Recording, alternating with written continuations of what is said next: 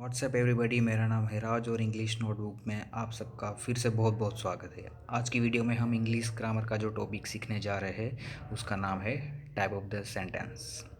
पिछली वीडियो में हमने पार्ट ऑफ द स्पीच देखा था और उसके सारे पार्ट्स हमने डिटेल में देखे थे।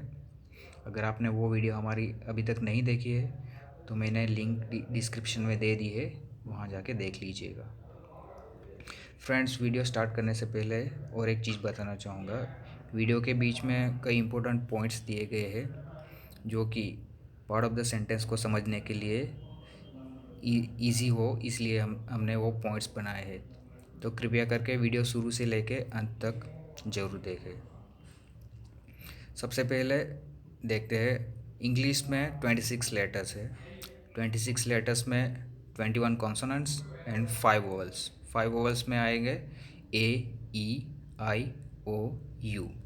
इन 5 वोवल्स को छोड़ के सारे 21 जो है वो हमारे व्यंजन है, जो कि इंग्लिश ग्रामर का बहुत ही बेसिक पार्ट है। अब सारे लेटर्स जो होते हैं, लेटर्स मिला के हम वर्ड्स बनाते हैं और वर्ड्स को मिला के सेंटेंस बनाते हैं। But every sentence consist of 2 parts, मतलब हर एक जो सेंटेंस होता है उसको हम 2 पार्ट में डिवाइड करते हैं। जैसे कि एक सब्जेक्ट मतलब कर्ता और दूसरा प्रेडिकेट मतलब विधेय। अब सब्जेक्ट और प्रेडिकेट क्या है हम देखते हैं। सब्जेक्ट क्या है? सब्जेक्ट रिफर्स टू पर्सन और thing we talk about. Sentence में सब्जेक्ट मतलब सब्जेक्ट वो चीज़ होती है जिसके बारे में हम बात कर रहे हैं। और predicate, predicate is the part which describes the subject. Predicate क्या पार्ट होता है सेंटेंस में?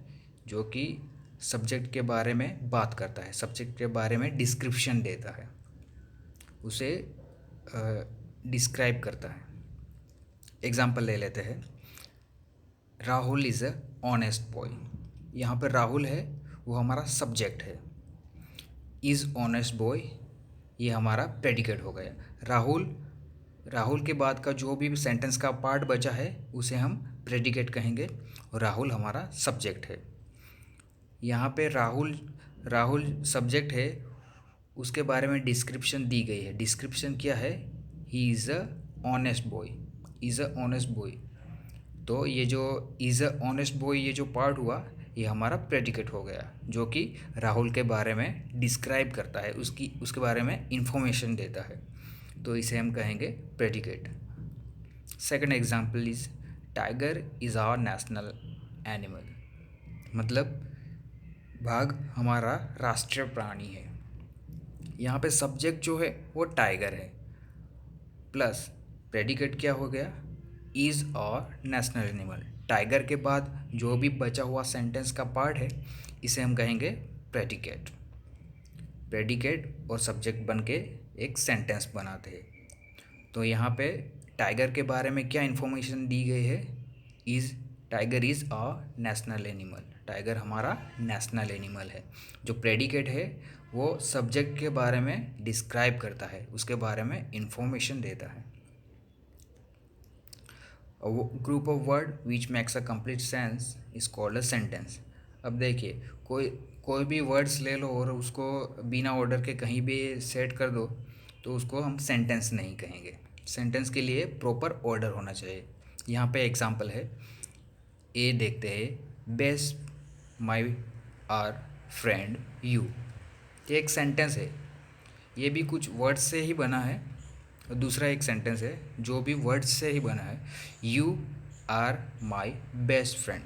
दोनों में कुछ डिफरेंस दिखा आपको फ्रेंड्स? जी हाँ, दोनों में से डिफरेंस ये है कि बी सेंटेंस जो है वो कंप्लीट सेंस बनाता है, मतलब कि उसका कुछ तो मतलब निकल के आता है। और वहीं ए सेंटेंस जो है उसका कोई सेंस नहीं, मतलब कि उसका कोई मतलब नहीं, ये सिर्फ वर्ड्स है और उसको प्रॉपर वे में मतलब वो प्रेजेंट नहीं हुआ है। और दूसरा जो बी है वो प्रॉपर ऑर्डर में है, वो कंप्लीट सेंस बनाता है, मतलब कि सेंटेंस बनाने के लिए काबिल है। You are my best friend, तुम मेरे फ्रेंड हो। ये सेंटेंस का मतलब हुआ। और ऊपर का जो सेंटेंस है, best my are friend you, इस ये वर्ड्स कलेक्ट करके सारे वर्ड्स कलेक्ट करके सेंटेंस बना है, फिर भी उसका कोई सेंस नहीं है, तो हम इसे सेंटेंस नहीं कहेंगे। ओके, तो सेंटेंस ऐसे बनते हैं। सेंटेंस के टाइप्स हम देखेंगे। सेंटेंस के 4 टाइप्स होते हैं, कोई भी सेंटेंस ले लो। जैसे कि एसर्टिव को हम डिक्लेरेटिव सेंटेंसेस भी कहेंगे। दूसरा interrogative sentences, third one imperative sentences, and fourth and last one exclamatory sentences. सारे टाइप्स जो है सेंटेंस के हम एग्जांपल्स के साथ 1 बाय 1 देखेंगे। ओके, तो पहला है असर्टिव यानी कि डिक्लेरेटिव सेंटेंसेस। असर्टिव या तो फिर डिक्लेरेटिव सेंटेंसेस में क्या आता है, अ सेंटेंस दैट स्टेट्स और declare something is called N assertive sentences. मतलब असर्टिव सेंटेंस या तो फिर डिक्लेरेटिव सेंटेंस क्या होता है, जो कि कुछ डिक्लेयर करता हो या तो फिर असर्ट करता हो। एग्जाम्पल ले लेते हैं, he is the owner of this shop. ये सेंटेंस जो है कुछ डिक्लेयर करता है, कुछ दिखाने के लिए यहाँ पे he is the owner of this shop ये सेंटेंस बनाया गया है। यहाँ पे ही जो है वो हमारा सब्जेक्ट हो गया। ये सेंटेंस जो है कुछ डिक्लेयर करता है कि वो जो पर्सन है वो इस दुकान का मालिक है, तो ये सेंटेंस डिक्लेरेटिव सेंटेंस हो गया। Second example is Rehan does not drink tea. Rehan हमारा सब्जेक्ट है, सब्जेक्ट के बारे में इंफॉर्मेशन क्या दी गई है, he does not drink tea, Rahul चाय नहीं पीता है। ये राहुल के बारे में इंफॉर्मेशन दी गई है, उसके बारे में कुछ डिक्लेयर किया गया है। Third one is you should respect your parent. यहाँ पे यू हमारा सब्जेक्ट है, यू के बारे में क्या इन्फॉर्मेशन दी है, you should respect your parent, मतलब असर्टिव सेंटेंस है ये। You should respect your parent मतलब आपको आपके माता पिता की इज्जत करना चाहिए। तो ये हो गए असर्टिव यानी कि डिक्लेरेटिव सेंटेंस के एग्जाम्पल्स। असर्टिव और डिक्लेरेटिव सेंटेंस को हम याद रखने के लिए कुछ नोट्स है, वो बहुत ज़रूरी है, तो वो देख लेते हैं। असर्टिव सेंटेंस में सेंटेंस बिगिंस विथ नाउन और प्रोनाउन, जो भी सेंटेंस हो वो नाउन या प्रोनाउन से स्टार्ट होता है। दूसरा है sentence and with a full stop. Assertive sentence हमेशा फुल स्टॉप के साथ एंड होते हैं। एंड सेंटेंस में भी अफर्मेटिव और नेगेटिव। सेंटेंस जो हमने देखे डिक्लेरेटिव सेंटेंस, वो या तो अफर्मेटिव हो सकते हैं या तो फिर नेगेटिव हो सकते हैं। उसमें नॉट का भी यूज़ किया जा सकता है नेगेटिव सेंटेंस बनाने के लिए। Second one is interrogative sentences. Interrogative sentences मतलब a sentence that ask a question is called an interrogative sentences. मतलब ऐसे क्वेश्चंस, ऐसे सेंटेंस जो क्वेश्चन पूछ रहे हो, मतलब क्वेश्चन मार्क दिखा रहे हो, क्वेश्चन का सेंस उत्पन्न कर रहा हो, उसे हम इंट्रोगेटिव सेंटेंस कह रहे थे। First one is have you ever been in India. यहाँ पे स्पेलिंग मिस्टेक है, sorry. Have you ever been in India, क्या आप पहले कभी इंडिया में आए हो। तो यहाँ पे हम कहेंगे हैव जो है, have you ever been in India, ये एक क्वेश्चन मार्क है, क्वेश्चन पूछता है, तो हम इसे इंट्रोगेटिव सेंटेंस कहेंगे। Second one is why are you so sad, तुम इतने सैड क्यों हो, ये एक क्वेश्चन पूछ रहा है, ये हो गया interrogative sentence. Third one is when will you come home, आप घर पे कब आओगे। व्हेन यहाँ पे क्वेश्चन पूछा गया है, कब मतलब टाइम के बारे में इंडिकेट किया हुआ है, तो इसे इंट्रोगेटिव सेंटेंस कहेंगे। इंट्रोगेटिव सेंटेंस को याद करने के लिए नोट्स है, 2 पॉइंट्स नोट कर लीजिएगा। Number one is sentence begins with WH question words और ऑक्सिलरी वर्ब्स। WH क्वेश्चन मतलब कि हु, व्हाट, व्हाई, ये जो सारे WH के साथ स्टार्ट होते हैं इसे हम WH क्वेश्चन वर्ड्स कहते हैं। और ऑक्सिलरी वर्ब्स जैसे कि डू, डीड, ये सारे ऑक्सिलरी वर्ब्स हो गए। Sentence ends with a question mark, ये सारे सेंटेंस जो होते हैं क्वेश्चन मार्क के साथ एंड होते हैं, जिसे हम कहते हैं interrogative sentence. Next one, WH questions के जो वर्ड्स होते हैं WH क्वेश्चन में कौन से होते हैं? Where, which, why, when, what, who, whose, whom, how. WH question words जो होते हैं इसी से स्टार्ट होते हैं, जैसे कि where were you, which one, why are you so sad, हमने अभी अभी देखा वो सेंटेंस का एग्जाम्पल।